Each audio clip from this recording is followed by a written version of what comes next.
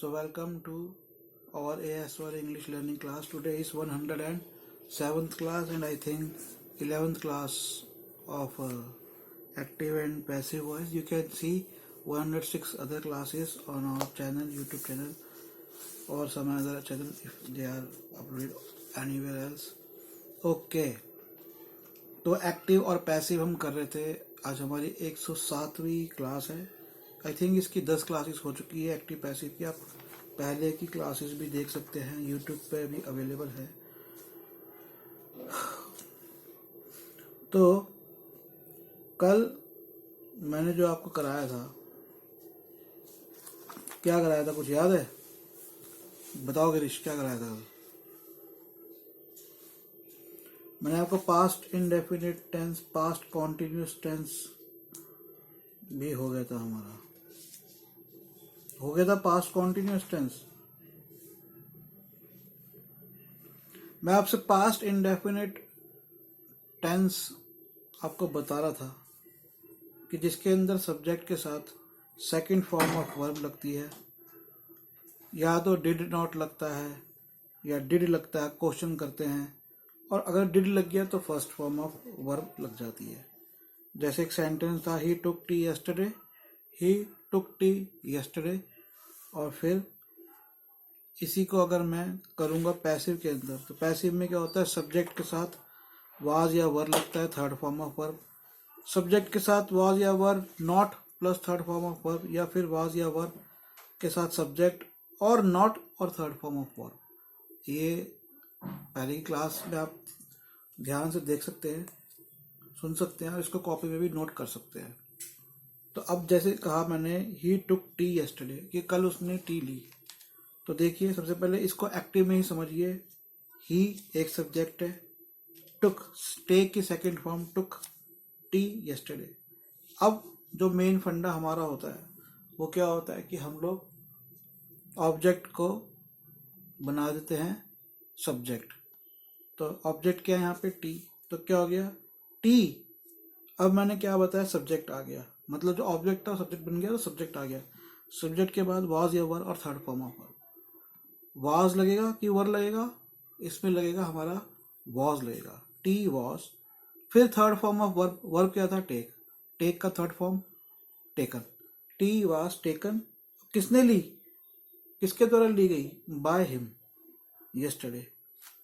तो उसने ये काम किया, ये हमारा होता है स्टेट, जिसे हम कहते हैं एक्टिव, और ये काम उसके द्वारा किया गया. देखिए, उसने ये काम किया, उसने सब्जेक्ट ने ये काम किया, और काम को पहले लगे ये काम, तो काम क्या बन गया, सब्जेक्ट बन गया, कि ये काम उसके उसके द्वारा किया गया. तो उसके द्वारा, by him, by her, by it, जो भी सिचुएशन है, जिसने भी वो काम किया उसके द्वारा हम बाय ऐसे लगा के, बाय अस.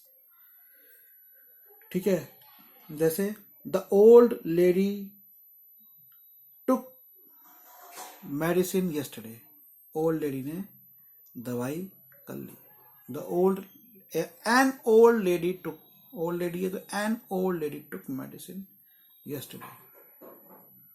अब इसी को हम कैसे कहते हैं, द मेडिसिन, या medicine was taken by, the medicine was taken by an old lady yesterday. Medicine was taken by an old lady yesterday. तो इसके अंदर जो कल प्रॉब्लम आ रही थी स्टूडेंट्स को, उस प्रॉब्लम को आज सॉल्व करने की कोशिश करते हैं. अब जैसे कि क्वेश्चन हुआ है, did he not do the sum, did he not do the sums. तो इसमें क्या होगा, अब इसको जब हम बदलेंगे, ठीक है. अब देखो, अगर डिड वाले क्वेश्चन शुरू हो रहे हैं, ठीक है, did he not do the sum, शुरू किससे हुआ, डिड से हुआ. तो इसमें क्या होगा, अब did he not do the sums, तो सम्स जो हमारा था, उन सम्स को हम कर देंगे, सब्जेक्ट बना देंगे. Were the sums not done by him, were the sums not done by him. Okay. अब देखिए, where did you find my cap, तुम्हें मेरी कैप कहाँ मिली। Where did you find my cap, तो इसमें भी क्या होगा, क्वेश्चन वाले वर्ड जो वेयर है वो वैसे ही रहेगा, ये तो वैसे ही रहता है सिवाय हु या हुम के। हु का बाय हुम बन जाता है और हुम का हु का बाय हुम बन जाता है और हुम का हु बन जाता है। ये मैं बता चुका हूँ पहले की, आप क्लास जरूर देखिए। तो हमने कहा where did you find my cap, तुम्हें मेरी कैप कहाँ मिली। Where did you find my cap, तो इसको मैं कैसे करूँगा, वेयर वेयर रहेगा, where was my cap found by you, where was my cap found by you. अब एक और देखिए, ये मैंने कल भी बताया था, इसको आप कल वाली क्लास में भी और अच्छे से समझ के देखिएगा। तो ये देखिए अब आप, which movie did you see last week, which movie did you see last week, तो विच मूवी तो वैसे रहेगा was seen by you last week, which movie was seen by you last week. चलिए अब हम शुरू करते हैं पास्ट कॉन्टिन्यूअस टेंस। एक्टिव से पैसिव में हम कैसे बनाएंगे पास्ट कॉन्टिन्यूअस टेंस। तो पास्ट कॉन्टिन्यूअस टेंस में बड़ा सिंपल है। देखिए कॉन्टिन्यूअस में पहले आपको दो चीजें समझनी। कॉन्टिन्यूअस क्या होता है, काम चल रहा हो, वो अभी भी काम चल रहा हो सकता है, वो काम भविष्य में भी चल रहा हो सकता था, हो सकता है, या पास्ट में भी चल रहा हो सकता है। ठीक है, तो जो काम चल रहा है मैं अब उसके अंदर आईएनजी लग जाता है, चाहे वो पास्ट में हो, चाहे वो फ्यूचर में हो, चाहे वो प्रेजेंट में हो। ठीक है, दूसरा जब हम उसको एक्टिव से पैसिव बनाते हैं, मेन तो हमारी चीज यही रहती है कि हम लोग ऑब्जेक्ट को सब्जेक्ट बना देते हैं, लेकिन साथ में बीइंग लगाते हैं। तो ऐसे यहाँ पर अब कोई काम पास्ट में हो रहा था, जैसे वो रो रही थी, शी वाज क्राइंग, सिंपल है, शी सब्जेक्ट है, वाज लगा, वो रो रहे थे, दे वर क्राइंग, तो वाज या वर लग जाएगा, और क्राई के साथ जो वर्ब के साथ फर्स्ट फॉर्म के साथ आईएनजी लग गया, शी वाज क्राइंग।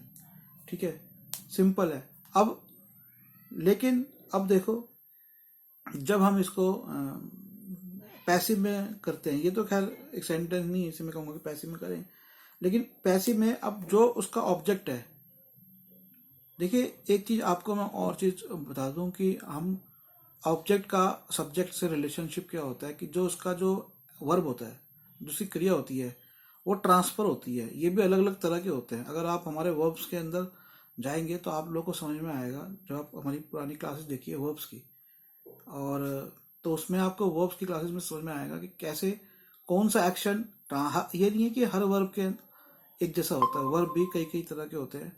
तो ये आपको तब समझ में आएगा कि अलग अलग तरह के वर्ब है। तो ट्रांसफर क्या हो रहा है, एक्शन, वो बात को समझने की जरूरत है। अब यहाँ पर जो पर्टिकुलरली पैसिव और एक्टिव और पैसिव वाले हो रहे हैं, इसमें कोई ना कोई ऑब्जेक्ट पे ट्रांसफर होता है वर्क। जैसे वह चाय बना रही थी, वह चाय बना रही थी, शी वाज मेकिंग टी। ठीक है, अब द टी, जो टी है, जो दूसरा मेरा आपको बताया, एक तो ये है कि जब भी आप एक्टिव को पैसिव में बदलेंगे पास्ट कॉन्टिन्यूस टेंस से, तो फिर आप आईएनजी तो लगाएंगे और साथ में बीइंग भी लगाएंगे, टी वाज बीइंग, और थर्ड फॉर्म ऑफ वर्ब, ये बहुत इंपॉर्टेंट है समझने की। थर्ड फॉर्म ऑफ वर्ब लगेगी ही लगेगी पैसिव के अंदर, क्योंकि जो चीज पैसिव हो गई है वो थर्ड फॉर्म ऑटोमेटिकली लग जाती है। ये एक अंडरस्टैंडिंग हो जाती है आपकी जब आप इंग्लिश की ग्रामर को डिटेल में पढ़ते हो। तो आपने कहा, जैसे कहा शी वाज मेकिंग टी, कि वो चाय बना रही थी, सिंपल है, ये एक्टिव वॉइस है। अब जो चाय थी वो उसके द्वारा बनाई जाती, द टी वाज बीइंग, तो मैंने देखो टी कर दिया, टी वाज बीइंग। अब मेकिंग का मेक जो वर्ब है, रूट वर्ब कौन सा है, जो मेन वर्ब होता है वो है मेक। मेक का अब मैंने कहा थर्ड फॉर्म क्या होगा, made, tea was being made, किसके, शी वाज मेकिंग का, शी का क्या हो जाएगा, बाय हर। तो ये हमारा पास्ट कॉन्टिन्यूस टेंस का एक एग्जाम्पल हो गया। they were not doing work. अब simple sentence, they were not doing work, the work was not being. अब not being, तो not कहां पर आया? was और being के बीच में, ये समझना जरूरी है। was और being के बीच में, the work was not being। अब doing का थर्ड फॉर्म, रूट वर्ब क्या है doing का? do का थर्ड फॉर्म क्या होगा? बताओ Girish. done। the work was not being done by them।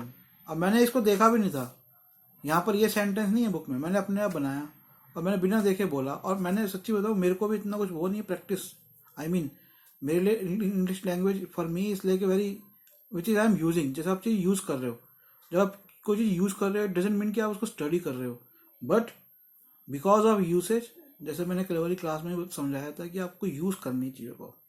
अब जैसे एक सेंटेंस देखो, वर दे बीटिंग अस, क्या वो हमें मार रहे थे? इसको समझो। अब इसके अंदर ये बता दूं कि जैसे क्वेश्चन वाले जो एक्टिव होंगे, जो भी क्वेश्चन वाले एक्टिव होंगे, वाज या वर से शुरू हो रहा है क्वेश्चन, जैसे ये है वर दे बीटिंग अस, तो इनका पैसिव भी बनाओगे तो वर से ही बनाओगे। तो वर दे बीटिंग अस था, तो अब लेकिन फर्क क्या हो जाएगा? वर दे बीटिंग अस, अब वर्क तो वैसे रहेगा, उसके आगे सेंटेंस देखो, दे बीटिंग अस, तो जो अस है ऑब्जेक्ट था वो पहले सब्जेक्ट बन जाएगा और दे बाद में चल जाएगा। वर, अब अस की जगह क्या लगा दोगे आप अपने लिए? Very good, were we. अब आगे बीइंग, वर वी बीइंग। अब बीटिंग का रूट वर्ब क्या है? बीट। और बीट की थर्ड फॉर्म ऑफ वर्ब क्या होगी? थर्ड फॉर्म क्या होगी बीट की? बीटन। तो क्या होगा? Were we beaten by them, were we beaten by them. अब देखो, ऐसे अगर मैं कह दूं वाज या वर से मैं कोई क्वेश्चन शुरू कर देता हूं, ठीक है?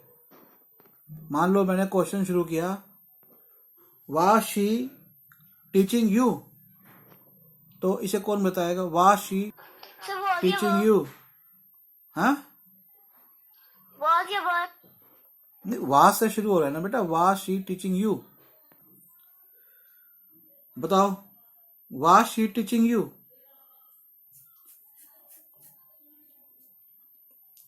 तो वाज तो वैसे रहेगा, वाज शी टीचिंग यू, और जो यू है यू तो यू ही रहता है। वाज यू बीइंग, अब टीचिंग का रूट वर्ब क्या है? टीच। अबे यार टीचर, ये टीच का टीचर कैसे हो गया? आपने वर्ब ध्यान से पढ़ो, टीच का थर्ड फॉर्म होता है taught. Was you being taught by her. Were they beaten by, were they beaten by her. क्या टीचर थी क्लास में, बच्चों को मारी, प्रिंसिपल आई, कहा भैया मारना मना है, बच्चों से पूछा, किसी से पूछा, दूसरी टीचर से पूछा, वर दे बिटन बाय हर। क्या वो टीचर जो थी, वर और स्टूडेंट थे दे, वर दे बिटन बाय हर। वर वर वर नहीं, उसको बोली was she beating them, sorry ऐसे बोलो, वाज शी बीटिंग देम। मैंने पूछा, मैं मान लो प्रिंसिपल था, मैंने पूछा क्या वो उनको मार रही थी? Was she beating them. अब इसको पैसिव में बनाओ, मैंने बता ही दिया वैसे थोड़ा, फिर भी आप बताओ पैसिव में कैसे होगा। मैंने कहा वाज शी बीटिंग देम, कैसे करोगे?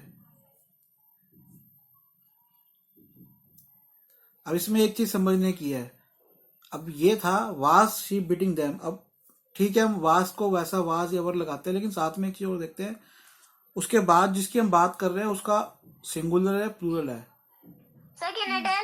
बताओ।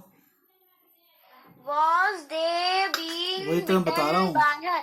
नहीं वही मैं बता रहा हूँ, आपने फिर वाज से शुरू कर दिया। देखो पहले ये बात देखो कि ऑब्जेक्ट को जब सब्जेक्ट बनाओगे तो जो ऑब्जेक्ट है वो सिंगुलर है प्लूरल है, उसके हिसाब से वाज या वर लगाओ। अब आपने कहा दे, वाज शी बीटिंग देम, को ठीक है, देम का आप दे लगा दोगे, दे बना दोगे, और दे बना के आप सेंटेंस बनाओगे, और आपका सेंटेंस है दे बीइंग बीटन बाय हर। लेकिन दे कौन है, सिंगुलर है प्लूरल है? दे तो प्लूरल है, तो दे का क्या हो जाएगा, were they being beaten by her. तो ये भी थोड़ा सा समझना है, वाज या वर से शुरू हो रहा है, ठीक है, वो वैसे रहेगा, लेकिन अब उसके बाद जो आप ऑब्जेक्ट को सब्जेक्ट बना रहे हो वो भी इंपॉर्टेंट है कि वो क्या कर रहे हो, वो सिंगुलर प्लूरल है, उसके हिसाब से वाज या वर लगाओगे।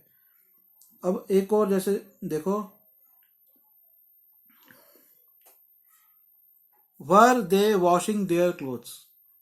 एक हॉस्टल में लड़के हैं जिनको अपने कपड़े धोने थे, संडे के दिन प्रिंसिपल गए, प्रिंसिपल ने पूछा भाई वार्डन से कि क्या वे अपने कपड़े धो रहे थे, वर दे वॉशिंग देयर क्लोथ्स। अब इसी को पैसिव में करो। अब प्रिंसिपल पूछना चाहता है पैसिव में, क्या कपड़े उनके द्वारा धोए गए, ऐसे बोलेगा ना, तो कैसे करोगे, वर दे वॉशिंग देयर क्लोथ्स को कैसे करोगे, बताओ, कोई बताएगा? संध्या, गिरीश, मुस्कान आई थी, वो तो चली गई क्लास से। वर दे वॉशिंग देयर क्लोथ्स कैसे करोगे? ओके, मैं बताता हूँ। अब इसमें क्या है, वर दे वॉशिंग देयर क्लोथ्स, बोलो बोलो बोलो। Were the clothes being washed by them? Very good, were the clothes being washed bye them. तो ठीक है, क्योंकि क्लोथ जो था वो प्लूरल था, तो इसलिए इसी को हमने प्लूरल के हिसाब से वर द क्लोथ्स कर दिया। अगर मेरा यही सेंटेंस होता तो मैंने कहा were the clothes being washed bye them, was he washing his clothes, was he washing his clothes. इसको कैसे करते पैसिव में? अभी मैंने बहुत सारे लड़कों की बात करी थी, अब मैंने कहा एक लड़का है, उसके सिर्फ उसके बारे में पूछ रहा हूँ, क्या वह अपने कपड़े धो रहा था, was he washing his clothes. तो इसको कैसे करोगे पैसिव में, बताओ, सोचिए। पहले था कि कपड़े लड़के धो रहे हैं, और अब है कि एक ही लड़के की बात हो रही है। Were clothes being washed by her? Him, very good, were the clothes being washed by him. क्योंकि क्लोथ्स, मैंने सेंटेंस शुरू किया था वाज से, was he clothing, was he washing his clothes, लेकिन जब इसका मैंने पैसिव बनाया तो मैंने वाज की जगह वर कर दिया। क्यों? क्योंकि क्लोथ्स के बारे में बात कर रहा हूँ, और ग्रीश ने एकदम सही जवाब दिया, क्योंकि क्लोथ्स अपने आप में बहुवचन है, प्लूरल है, एक से अधिक संख्या वाला है, इसलिए उसको वर से शुरू किया, क्योंकि वर लगता है प्लूरल के साथ, वाज लगता है सिंगुलर के साथ, एक वचन के साथ वाज लगता है। अब ऐसे ही मान लीजिए कि मैं अब एक सेंटेंस होता हूं, हु वाज चीटिंग यू, तुम्हें कौन धोखा दे रहा था। अब ये कौन बताएगा, हु वाज चीटिंग यू, इसको कौन करेगा? अब ये भी वही चीज है, पास्ट में, लेकिन हु से शुरू है, तो जब भी हु से शुरू होता है हम उसको पैसिव में कैसे करते हैं, कौन बताएगा? ये गिरीश बताओ, संध्या बताओ, कौन बताएगा? Who was teaching you, who was cheating you, कौन तुम्हें धोखा दे रहा था, बताओ। Whom was cheated by you? बदल दिया, अभी कहते हैं who was cheating by you, क्या by whom, who was cheating you by whom, तो हु का बाय हुम हो जाता है, तो क्या हो जाएगा, बाय हुम, बाय हुम, आगे by whom, Was cheated by you? नहीं, by whom were you being cheated. एक फंडा याद रखो, यू के साथ पास्ट टेंस, प्रेजेंट टेंस में आर लगता है और पास्ट टेंस में वर लगता है, तो इसलिए जब यू की बात आ रही है तो यू जो सब्जेक्ट है, तो यू के साथ क्या लगाओगे, वर। हु वाज चीटिंग यू, तो हो जाएगा, संध्या आप कुछ बोलोगे, कोई जवाब दोगे, तो जब आप वो लगाओगे, हु की जगह बाय हुम कर दिया, वो ठीक है, बाय हुम, फिर उसके बाद क्या करोगे, हु वाज चीटिंग यू, तो यू से पहले वर लगाओगे। By whom were you being cheated, by whom were you being cheated. अब मैंने कहा हु वाज टीचिंग यू, कौन करेगा इसको? हु वाज टीचिंग यू, कौन तुम्हें पढ़ा रही थी, ये तुम्हें किसके द्वारा पढ़ाया जा रहा था? Who was teaching you, who was teaching you, कौन करेगा इसको? हु वाज टीचिंग यू, करो। Who teach? हु टीच, आगे बेटा हु के जगह पे बाय हुम लगाते हैं, Second है बोलो। who by whom by whom, आगे by whom taught नहीं, पहले सब्जेक्ट तो बताओ क्या है। हु वाज टीचिंग यू, बताओ। by whom were being taught by you. फिर वही टॉट बाय यू कहाँ से आ गया? देखो पहले तो एक बात बताऊं, बहुत मुश्किल होता है सुनना, और मैंने अपने जीवन में से बता दूं 99% लोग ऐसे देखे हैं, चाहे वो बड़े से बड़े लोग हों। 99% लोग, बता रहा हूं मैं, एक बहुत बड़ा आंकड़ा है, ऐसे देखे हैं जो ढंग से सुन भी नहीं पाते कि सामने वाला बोल क्या रहा है, वो सुन के उसको समझ नहीं पाते। आप किसी से बात करो, वो समझता नहीं है कि सामने वाला क्या बोल रहा है। 99% लोग, और जो जीवन में 1% बहुत सफल लोग हैं ना, वो वही लोग हैं जो सामने वाले की बात को सुन के समझते हैं। ये एक बहुत बड़ी आर्ट है, एक बहुत ही दिमागी चीज है कि सामने वाला बोल क्या रहा है, उसको सुनो, उसको समझो वो कहना क्या चाहता है। और जो लोग किसी प्रोफेशन में होते हैं, खास करके पब्लिक डीलिंग में, ये उन लोगों में विकसित होती है चीज कि वो सब सामने वाला जो बोल रहा भैया उसको सुनो क्या बोल रहा। तो मैंने आपसे कहा कि यू जो होगा उससे पहले वर आएगा, और जो यू था, जो पहले हमारा ऑब्जेक्ट था, वो सब्जेक्ट बन गया, और सब्जेक्ट तो पहले आ गया, तो हु का बाय हुम लगा दिया, वो ठीक है, बाय हुम। अब जो हमारा वो यू है उससे पहले वर लगा दिया हमने, by whom were you being. अब देखो आपने दो बार यू लगाया, गिरीश ने, वो कंफ्यूज क्यों हो गया? क्योंकि जब उसने सेंटेंस को पकड़ा हु वाज चीटिंग यू, तो वो जो हु था वो कंफ्यूज होकर उसको भी दोबारा you were cheating by you ऐसे कुछ कर रहा।